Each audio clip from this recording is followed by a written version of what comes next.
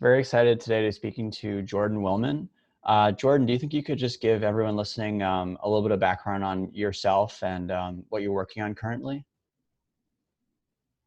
Yeah, for sure. Thanks, Nico. My name is Jordan Rinaldi Wilman. I do work in the communications and public relations field, specializing in content development work and consulting work. And at the moment, between content development work that I'm doing for clients, that can lead anywhere to newsletter development, copywriting, document development, social media management, and then on the consulting side, anywhere around the strategic communications area, document proposal review, one-on-one consulting with heads of departments such as marketing, PR, and founders of tech startups. So kind of a wide range of work within the communications and public relations space is the areas that I mainly work in. Awesome. Yeah, I think as everyone knows, a lot of those spheres are sort of becoming more and more related. So it makes sense that you're touching a lot of different areas depending on the kinds of problems you're trying to solve. I'd love to know just, based on your experience working with clients, like what you found to really comprise like good quality web content that is driving, any particular KPI or conversion that your clients are trying to reach. What are some of the components that really goes into crafting some of that web content that really moves the needle? That's a really good question. I think whenever I'm dealing with content work with clients, or even if I'm doing consulting work with a company around, their strategic communications or their PR or their marketing, social media work, a lot of it comes down to basing the content around a few things. Number one, what is their company and what are they about?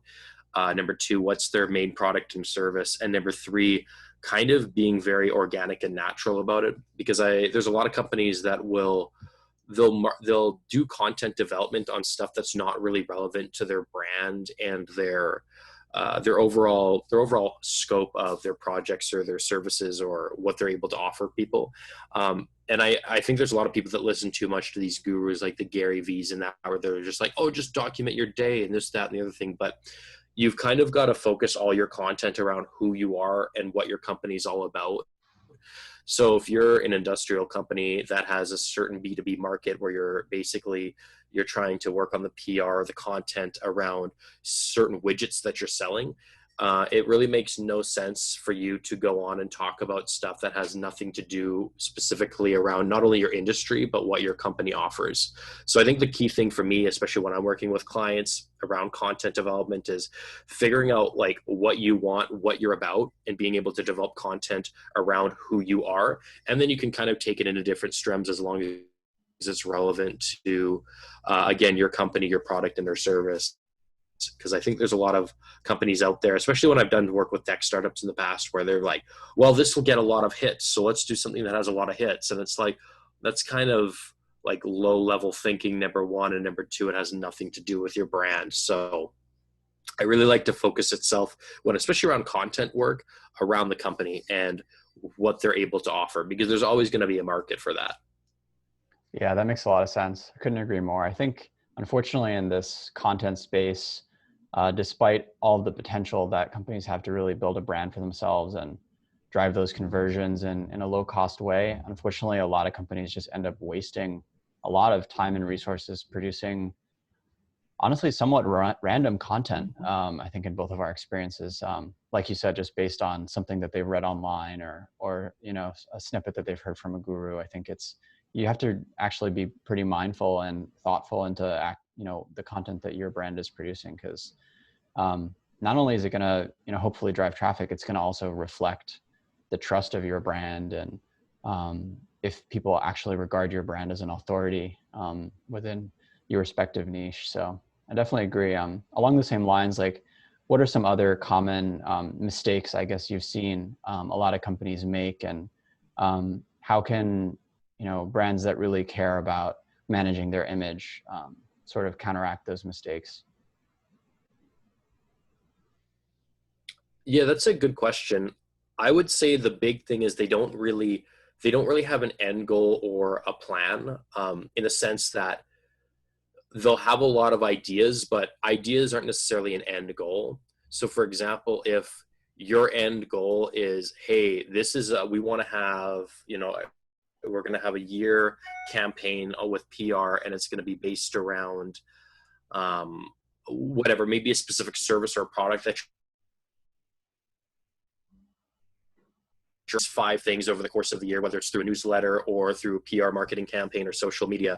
That's kind of an end goal, because you're like, hey, this is what we're planning on doing, compared to just being like, well, we want to try this or we want to try that, and kind of going off the seat of your pants, because it doesn't really, if you don't have an end goal, like certain things of a goal, like, hey, this is what we want to achieve. We want to basically have a PR campaign that's going to market this product or service. That's a goal.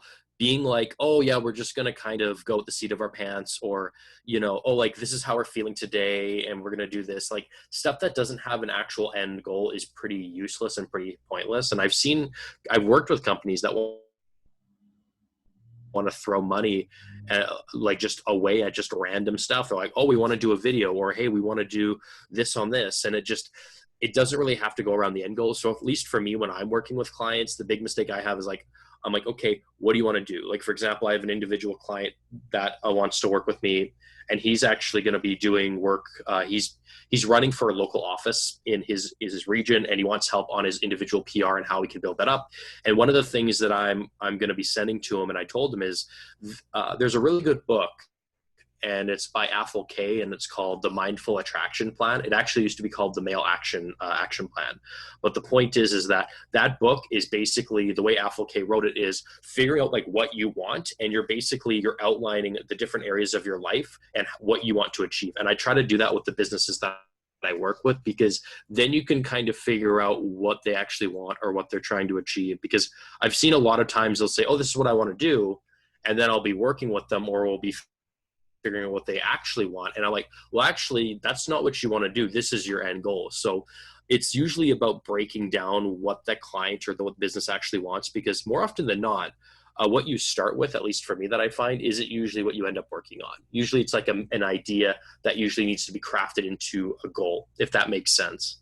Yeah, makes a lot of sense. And I think your approach is definitely the right way to go about it, almost reverse engineering based on the end goal, what that content should look like. So working from that end goal that the client's kind of aiming towards, and then forming a strategy that makes sense based on that. It definitely is the way to go. And I think oftentimes there's a conflict as well between, creative team members whose job sometimes it is to just come up with random ideas and kind of float them and see how they work. I mean, we need those people, obviously, who are just more on the creative side of the content business. But I think equally important, we need people that are actually, experienced marketers that are looking at, the metrics that matter and those end goals that the company is trying to reach. And sometimes it's not easy for those two teams to get along, but really important that they kind of converge and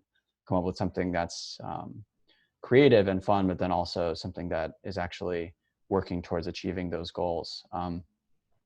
I'd love to know, kind of just anchoring these ideas in some of the work that you're doing currently, like if we could just hear more about some of the problems you're working to solve for clients today, and how you kind of put some of these ideas into practice. Yeah, for sure. So I guess just with it being the new year, 2021, and I guess I can maybe just talk about the two major projects that I'm working on. So it's funny because one of them is more of a content client and the other one's more of a consulting client. So the content client that I'm working with, they're a tech company. They're actually fairly successful for what they're based in my city. But one of the things that they've had a tough time with is they have a great service and product, but they've never really done a lot of stuff around their PR and their overall brand, because what they have is good. But what they're trying to do right now is they have a lot of special services and products that they're trying to offer. So one of the things that I'm working on with them is basically developing different strategies on how we can relay those special services and products that they're offering to their already existing client base on a monthly basis. So right now, what I'm working with them on, and kind of one of their head guys, because usually when I work with a company, I'm usually dealing with one person directly, even if it's not the CEO or founder. I have my main lead of contact that I talk to. Is we're basically trying to develop a plan. I'm trying to develop a plan with him where we can maximize their client base and we can offer these services and these products to them. So one of the things we're working on right now is a specialized newsletter campaign on a monthly basis where we can kind of find efficient ways where we can kind of get their client base around it. So even just structuring things at certain times of a month, featuring special services, featuring things that maybe they wouldn't know about otherwise unless we give them some details. So kind of giving a bit of a drip feed. So that's kind of, and I'm still working on that with them right now because it's a year project that I'm doing with them. But that's kind of a way where, okay, we figured out what they want to do. They need help on a certain area. So cool, this is what we can do. And then we can also maximize other ways, right? We can also maximize ways of, one of the things that we've kind of worked on is developing quick kind of questionnaire calls. So for example, those existing clients that are already paying and using their service can book like a 15-minute or 30-minute call with one of the people within that company to learn more about the service. So basically coming up with ways and strategies, not just ideas, but developing strategies where they can get more of a benefit. And so far it's early, but since doing some stuff with them in December, things are going well. On the other side, this organization, it's actually a fairly large government project here in Canada, or within my province of British Columbia that I'm a part of. And what I'm doing on the consulting side is I'm basically helping this business economics development team.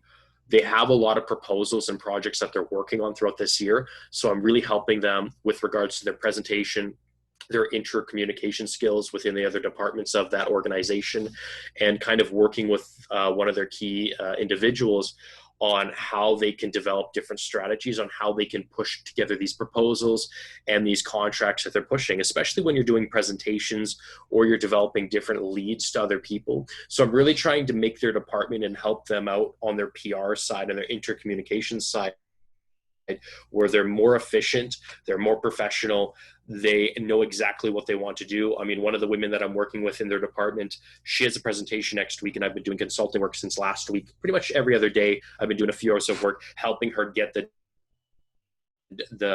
basically helping her, get the T's crossed, the I's dotted. So what's the main goal of this project? Well, I've kind of helped strip it down with her. So when she does the presentation next week, we're going over the main bullet points. That way they can have a lead to success, because for a lot of the work that they do, it's about getting stuff covered through boards and getting stuff approved. And then from there's more work that comes from it. So it's making sure that I'm kind of rambling a bit here, but it's really making sure that the work that I'm doing on the consulting side is we're getting whatever they want done as a goal, is we're trying to do the work that actually achieves it, not just brainstorm silly ideas. It's about actually putting things into practice. And that's really what I like to do. I don't know if I made sense. I just had a long rambled rant there for you and your viewers. No, it's actually really interesting. And it sounds like two very different projects that you're involved with. So it's kind of interesting to balance those two mindsets, like one being a government project where you're probably dealing with a lot of regulation and, perhaps a bit more bureaucracy. And that can be difficult to navigate in the content realm, particularly if you look at, government organizations or even healthcare. You can run into some of those regulatory hurdles that you have to be really conscious of. And that's why you need people that really understand those regulations, understand even specific phrases and words that can be used versus others that can't. All that's really, really crucial. So yeah, look forward to hearing how everything progresses with those two projects and what else you have on the horizon. But I'd love for you to give your information to anyone listening, so that they can kind of reach out to you and contact you if they'd like, whether it be social handles or your website or anything else. Yeah, for sure. Thank you. So yeah, you can find me either, like you can just search my name on Google, Jordan Wilman, Jordan Wilman, and you can go to my website. You can contact me there. My email is j.wilman@outlook.com, or you can find me on LinkedIn, just searching my name as well. For me, that's a lot of mainly what I focus for my own social media, because the majority of the way that I deal or find clients or work with people is either through networking or people directly reaching out to me. I'm not really that kind of guy that needs to, I'm not going to make Google ads for myself because there's no point. And I really only, for me, I like dealing with the direct people. So for example, if someone's listening and maybe maybe you own a company, or you're a VP of a company, or you're a board member, or you have some kind of power where you're interested in my services, you can just contact me directly. And that's usually the best way that I go about it. And then we can kind of have an initial meeting and see if there's a fit. Because I like to keep things really simple. And I value people's time in the sense where if they're curious about something, it's like, hey, let's just chat about it and see if there's a fit or not. So that's the best way you can kind of get a hold of me there. Awesome. Yeah, I really appreciate that, Jordan. And thanks so much for taking the time today. Definitely encourage people to reach out to you. Jordan's someone that's really generous with his time and willing to give insights, even in just introductory conversations. So thanks again. And yeah, look forward to maybe having a follow-up conversation at some other point. And best of luck with everything you have going on. Yeah, thank you very much, Nika. We'll have to do a follow-up again at some point. I enjoyed this a lot. Thank you. Sounds great. Okay. Take care, Jordan. Thank you.